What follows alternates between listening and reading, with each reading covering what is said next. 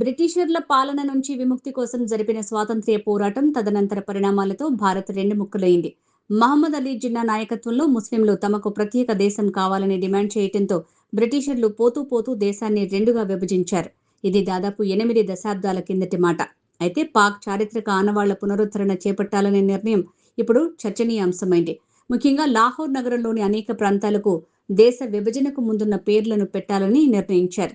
దేశ విభజన జరిగి దాదాపు 8 దశాబ్దాలు కావస్తున్న వేళ పాకిస్తాన్లో చారిత్రక నగరం లాహోర్ పూర్వ వైభవాన్ని, బహుళ సంస్కృతిని తిరిగి చాటుకునేలా కీలక నిర్ణయం తీసుకుంది.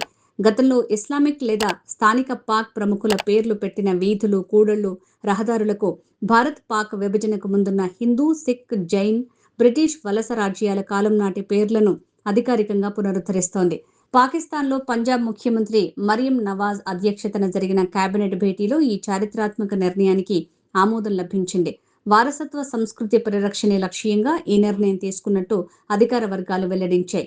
ఈ మార్పుల్లో భాగంగా లాహోర్ నగరంలోని పలు కీలక ప్రాంతాలు, వీధుల పేర్లు మారిపోయాయి. ఇప్పటి వరకు ఇస్లాంపురాగా పిలిచిన ప్రాంతం మళ్లీ కృష్ణానగర్గా, బాబ్రీ మసీద్ చౌక్ తిరిగి జైన్ మందిర్ చౌక్గా మారింది. అలాగే సున్నత్ నగర్, సంత్ నగర్గా, ముస్తాఫాబాద్ని ధరంపురగా, రామ్ గల్లీగా, రెహమాన్ చౌరస్తా పేర్లను మారుస్తూ అధికారిక ఉత్తర్వులు వెలువడ్డాయి.